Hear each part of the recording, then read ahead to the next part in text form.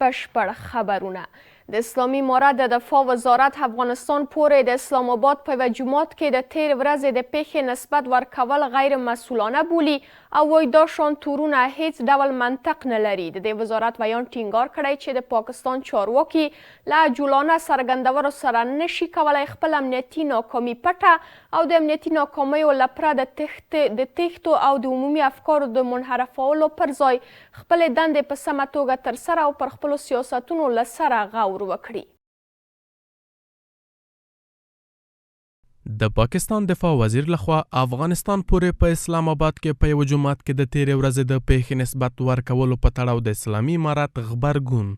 د دفاع وزارت وایاند وایي په داسې حال کې چې د اسلامي امارت د بهرنیو چارو وزارت په اسلام آباد کې د تیرې ورځ پیښه غندلې وه، د دغه هیواد د دفاع وزیر د تیر په څیر له ځان پرته په غیر مسؤلانه او غیر منطقي توګه دغه پیښه یې افغانستان پورې اړونده کړې ده.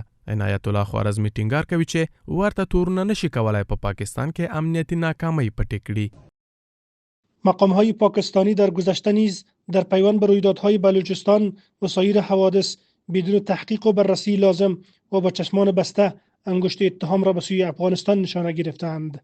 بار دیگر تاکید می‌کنیم که چنین اظهاراتی و نسبت دادن اتهام به افغانستان هیچ گونه منطق و اساس ندارد و با این سخنان عجولانه نمیتوان ناکامی‌های امنیتی را پنهان کرد و نه مشکلات را حل نمود.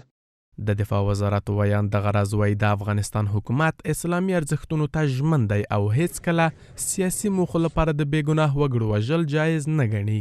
حکومت افغانستان به ارزش‌های اسلامی متعهد است و هرگز کشتن و آزار افراد بیگناه را برای اهداف سیاسی جایز نمی‌داند و نه از عاملان چنین اعمال غیرقانونی حمایت می‌کند. مسئولان امنیتی پاکستان باید به جای فرار از مسئولیت ناکامی‌های امنیتی و منحرف ساختن افکار عمومی وظایف خود را به گونه درست انجام دهند و در سیاست‌های خود تجدید نظر نمایند و به جای آنکه مردم خود و کشورهای همسایه را از خود دور و مخالف بسازند، روحیه تعامل مثبت و همکاری را در پیش گیرند. یو شمیر پوځي کارپوهان هم د افغانستان په تړاو د پاکستاني چارواکو تورونه په دغه هیواد کې ترهګریزو ګواښونو څخه مخنیوي لپاره حل لاره نه بولي. پیش از اینکه اسناد ارائه شود، پیش از اینکه دلایل مقنعه ارائه شود، متهم کردن اصلا کار خوبی نیست، یعنی به مهار تروریسم کمک نمیکنه. ممکن تروریست‌ها از این سلنگاری رسانه‌ای، دارای رسانه‌ای استفاده سو کنند و در آینده هم چنین اعمالی را تکرار کنند. حکومت پاکستان باید دیگه بفهمه که اینا با یک گروه یا دو گروه جنگی مواجه نیستن، بلکه اینا امروز با ملت و مردم خود مواجه هستند. خوب است بجای از اینکه اتهامات وارد بکنن بالای افغانستان و وقت خود ضایع بکنه، با ملت خود کنار بیایه و نارضایتی مردم خود و ملت خود دور بکنن. په ورته مهال تیره ورځ په اسلام آباد کې په یو جومات کې د چاودنې له امله لږ تر لږه 1.5 تنو ژوند بایللی او 190 تنه نور ټپیان شوي. د رویټرز د راپور پر بنسټ د دغه برید پردایشو پر غاړه اخیستې ده.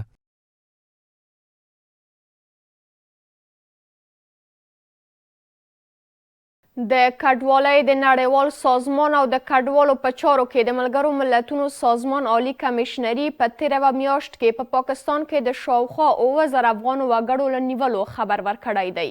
د دې بنسټونو په تازه راپور کې راغلي چې دا شمیر د جنوري میاشتې له لومړۍ تر پایه د دې هیواد له بېلابېلو سیمو څخه نیول شوي دي.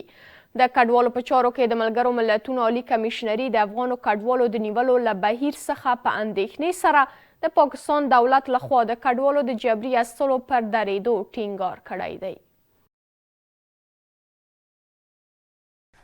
په پاکستان کې د افغان کډوالو د نیولو بهیر له زور اخیستو څخه د ملګرو ملتونو سازمان اندېښنه. د کډوالو په چارو کې د ملګرو ملتونو سازمان عالی کمیشنري او د کډوالو نړیوال سازمان په خپل تازه راپور کې اعلان کړی چې د روان میلادي کال د جنوري له لومړۍ او تر پایه پورې په پاکستان کې 2015 افغانان نیول شوي دي. د کډوالو په چارو کې د ملګرو ملتونو سازمان عالی کمیشنري د افغان کډوالو د نیولو له بهیره د اندېښنې په څرګندولو سره د پاکستان دولت له لوري له ځنډ پرته د دوی د جبري ایستلو پر درولو هم ټینګار کړی دی. تا زمانی که جامعه جهانی فشار اقتصادی و دیپلماتیک جدی بر اسلام آباد وارد نکند، بیانیه های سازمان ملل به تنهایی تغییر ملموسی در وضعیت مهاجران افغان ایجاد نخواهد کرد. رایزنی با دولت پاکستان برای توقف اخراج های اجباری و ایجاد یک چارچوب منظم برای مدیریت مهاجران از مسئولیت کلیدی این سازمان هاست. مهاجر یا پناهجوی باید فرصت داشته باشد تا یا وضعیتش بررسی شود و یا از همه امکانات لازم باید برخوردار باشه. حتی در صورت اخراج دولت ها موظفند که از رفتار غیر انسانی و بازداشت های خودسرانه و جداسازی خانوادها جلوگیری بکنه و اگر اخراج ها بدون رعایت این اصول انجام شود با قوانین بین‌المللی سازگار نیست. یو شمیر تازه ستانشوي کډوال هم له افغان کډوالو سره د پاکستان د پولیسو له ناسم چلند نیوکه کوي، وایي چې دوی په جبري توګه ستانه کړي دي. دغه کډوال ټینګار کوي چې په یاد هیواد کې ټول شته هم ترې پاتې دي. و کسه پیمنې را جګه کړو، څلور شپې لار روان تېرې کړې، کله ګیټ راورسېدلو د 2.5 لک روپیو سامان یې موږ نه ورک کړو. یو شی را پرې نه کول، چټي پټي سم کړو. دغه پرې نه کول چې ما یو زوی مې 40 کلن ښه یو 15 کلن و.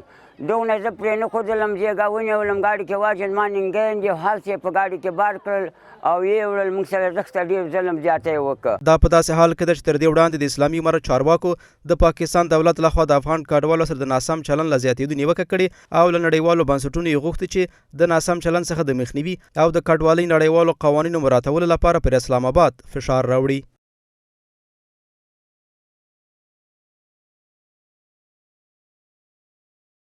د عامې روغتیا وزارت یوه پلاوی د درملو د تولید او وارداتو په برخه کې د همغږۍ په موخه ترکیې ته سفر کړی دی. د عامې روغتیا وزارت بیان وایي دا پلاوی د درملو د تولید او کارخونو څخه د لیدنې ترڅنګ د دې هیواد له چارواکو سره د با کیفیته درملو د وارداتو او مناسبې بیې په اړه به هم خبرې اترې وکړي. یو شمېر اقتصادي کارپوهان هم د دواړو هیوادونو ترمنځ د تجربو تبادله او درملیزې همکارۍ مهمې بولي. له ترکیې سره د درملو برخه کې د لا ډېرو همکاریو پراخېدو په مخه هڅې د عامې روغتیا وزارت اعلان وکړ چې له دغه وزارت یو پلاوی د باکیفیته درملو تولید او وارداتو برخه کې او د مناسبه بیې د همغږۍ په مخه ترکیې ته تللی دی. د خبرپاڼې پر بنسټ دغه پلاوی به د ترکیې د درملو تولید کارخونو څخه د لیدنې ترڅنګ د دغه هیواد روغتیا وزارت له مسؤلینو سره د درملو اړوند موضوعاتو په تړاو هم خبرې وکړي. د سفر په جریان کې به د ترکیې هیواد د درملو تولیدي فابریکو څخه تخنیکی پلاوی لیدنه هم وکړي. دغه راز د سفر په جریان کې به هڅه وشي چې د دوه هیوادونو ترمنځ د درملو تولید او تولید برخه کې لا همغږي رامنځته شي او په لنډمهاله او اوږدمهاله توګه به د هیواد اوسیدونکو ته د لوړ کیفیت او مناسب قیمت درمل برابر کړي. اخوا د اقتصادي چارو شنونکي د تجربو تبادله او د درملیزو همکاریو پراختیا برخه کې د دوه هیوادونو د مسؤلینو خبرې مهمه ګڼي. در قسمت انتقال تجربه و همچنان تقویت تولید داخلی و بالا بردن خود مسئولیت صحی کشور و سرمایه گذاری البته روی دانش تولید دارو و سرمایه گذاری مستقیم روی سلامت مردم افغانستان است و در کل میتونه بالای تولید ناخالص داخلی افغانستان موثریت خیلی مثبت داشته باشه. کسب تجربه های تخصصی و فنی در بخش تولید دارو میتونه از اهمیت خوبی برخوردار باشه.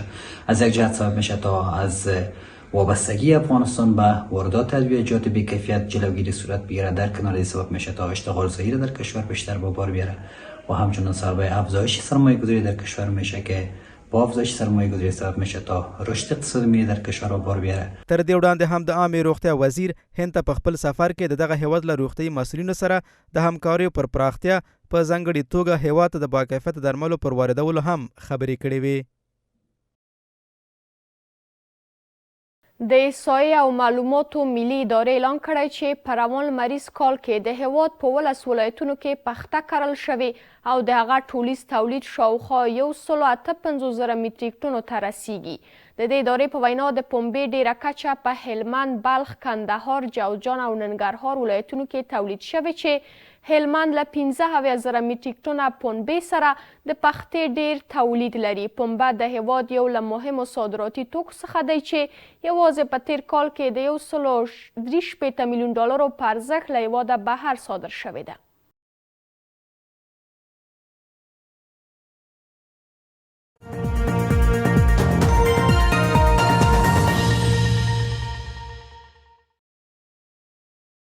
بیا هم ښه راغلاست. د کندهار ښاروالۍ د نږدې 2 میلیارډ افغانیو په ارزښت د 8 کیلومتر په اوږدوالي سره د یوه سړک د جوړېدو د کار له پیل خبر ورکوي. د چارواکو په وینا تمه ده په لومړي پړاو کې دا سړک د 2.15 کیلومتر په اوږدوالي او د 8 متر حل سره جوړ شي. له بلې خوا د کندهار اوسیدونکي هیلهمند دي چې د دې سړک د حرز په پراختیا سره ترافیکي ستونزې به کمې او سیمه ییز اقتصاد به هم وغوړېږي. دغه سړک چې د امارات میدان څخه د کندهار 15مه ناحیه کې د نساجۍ تر میدانه غځېدلی او د کابل کندهار او کابل هرات لویه لار کې پروت دی، په پام کې د 8 مترو سوروالي سره د دغه ولایت ښاروالۍ له لورې جوړ شي. مسؤلین وایي دغه پروژه د 1.8 میلیارډ افغانیو په لګښت په 2 پړاوونو او د 8 کیلومترو اوږدوالي سره پلي کېږي چې په لومړي پړاو کې د 115 میلیون افغانیو په لګښت سره 2.15 کیلومتره جوړیږي. دا پروژه کندهار ښار کې د امارت څلور لارې څخه شروع بیا تر نساجي پله پورې د 8 متره په عرض او 8 کیلومتره په اوږدوالي سره پلان شوې ده. دا په اساسي شکل سره رغول کېږي. دا پروژه چې 8 کیلومتره ده او 8 متره عبارت دی، پر ټوله پروژه باندې تقریبا 1.8 میلیارډ افغانۍ لګښت راځي. اوس تازه یې د اول پاس د اساسي رغولو چارې پیل شوې. د اول پاس به د 2.5 کیلومتره په اندازه ورغول شي. بل لور ته د کندهار اوسیدونکي له دغه اقدامه هرکلی کوي او وایي دغه سړک وړوکوالي او خرابوالي د دوی ورځني ژوند کې ګڼې ستونزې رامنځته کړې وي. دوی هیلهمند دي چې دغه سړک د سور په پراخېدو سره ستونزې او ترافیکي پیښې کموالی ومومي او سیمه ییز اقتصاد وغوړېږي. دا خو ډېره فایده لري سړک چې جوړ شي د ښار د ښایستوالي لپاره او بل اوس موږ په ښار کې بیخي راشکاس زیات شوی د امنیت چې راغلی دی ډېره فایده کوي. دا ډېره فایده لري چې دا سړک جوړ شي. دوکانداران ته هم ډېره هوسایي جوړېږي خو دا دوړې او دا خوب خو دا ګرد غبار دا ورکېږي. دا ډېر ښه کار دی چې دا روډ غټ شي، ټکرونه به بند شي، دا لاره به خلاص شي. بیخي راشي دلته ګرد ډمبر هم خراب دی. دا ښه دی چې جوړ شي. ډېر خوشحاله یم، ټول شاعران هم ډېر خوشحاله دي. افسونې چې هر سړک پراخه کېږي، هر سړک غټېږي، د ټول ولس لپاره دا د کامیابۍ راز دی چې مثال هوسایي راځي د مسلمانانو لپاره، د عامو خلکو لپاره. دغه سړک اوس مهال یوازې 15 متره سور لري او د درنې ګڼه ګوڼې له کبله په ځلونو د ترافیکي پیښو شاهد وو. په جلال آباد ښار کې یوې میرمنې د ترشي یا آچار د تولید کارخونې په جوړولو سره د یو شمېر نورو میرمنو لپاره یې هم د کار زمینه برابره کړې ده. د دې کارخونې د مسؤلانو په وینا په دې کارخونه کې میرمنې او نجونې هره ورځ لسګونه کیلو ترشي تولید او بازار ته وړاندې کوي. په همدې حال کې د ننګرهار سیمه ییز چارواکي ډاډ ورکوي چې په دې ولایت کې د میرمنو له هر ډول سوداګرۍ څخه ملاتړ کوي. دغه متشبثه میرمن شریفه نومیږي او د ننګرهار ښار مرکز جلال آباد ښار کې د اچارو د تولید دغه کارخونې په جوړولو سره لږ تر لږه 10 نورو نجونو او میرمنو لپاره د کار زمینه برابره کړې ده. د دغه کارخونې د مسؤلې په خبره په تیر کې یې لږو امکاناتو سره فعالیت پیل کړی وو، خو اوس هره ورځ لسګونه کیلوګرامه اچار تولید او بازار ته وړاندې کوي. د اچارو کاروبار شروع کړی چې موږ د 10,000 افغانونو شروع کړی ده چې اوس فعل د 50,000 افغانونو هلته له موږ سره دغه پروسه کې چې د 10 خویندې مصروفه دي. موږ روزانه تقریبا 200-300 الا تر 400 بوتلونو پورې اچار تولیدوو. اچار موږ سره په 3 برخو کې دی چې خام مکس اچار دی، مکس اچار دی او د خالص مرچکو موږ جوړوو. یو شمېر میرمنې چې د ترشي د تولید دغه کارخونه کې په کار بوختې دي وایي له دې لارې د عاید ترلاسه کولو سره خپل او د کورنۍ اړتیاوې پوره کوي او د مسؤلینو له لورې پر لا ډېر ملاتړ ټینګار کوي. چې موږ د نورو خویندو سره د سهار نه مازدیګره پورې خپل کار کوو. د اچارو کاروبار نه اوزګار ناست همدا مصروفیت مو شروع کړی. موږ د خپل کار نه ډېر راضي یو. کار راځو تر مازدیګره پورې خپل کاروبار کوو او تر څو یو حلاله روزي لاسته راوړو. موږ د حکومت څخه دا غوښتنه کوو چې موږ ته یو کاروبار برابر کړي او موږ داسې زیاتې خویندې شته دی چې په کور ناستې دي او مصروفیات نه لري او تر څو هغې ته هم مصروفیات پیدا شي، تر څو برخه واخلي دې کې او یو څه حلاله روزي لاسته راوړي. ورته مهال د ننګرهار سیمه ییز مسؤلین په دغه ولایت کې د میرمنو هر ډول سوداګرۍ څخه له ملاتړه ډاډ ورکوي. د کوچنیو تشبثاتو لپاره هم د امارت په سطحه هم د مؤسساتو په سطحه موږ د مؤسساتو سره خبرې کړې دي چې ټول دوی تشویق وکړي چې د سره کوچنیو تشبثاتو سره همکاري وکړي. همدارنګه موږ د بانکونو سره خبرې کړې چې دوی قرضونو ته مالی برخو ته په اسانه لاسرسی ولري. دا په داسې حال کې ده چې په وروستیو کلونو کې د هیواد په بیلابیلو برخو کې ډیری میرمنو د تولیدي او صنعتي کارخونو په جوړولو سره نورو میرمنو لپاره د کار او زده کړې زمینه برابره کړې ده. دا و د دې مهال خبري ټولګه په پای کې هم د سبا حوالات واورئ. په الله مو سپارم. ښې شېبې ولرئ.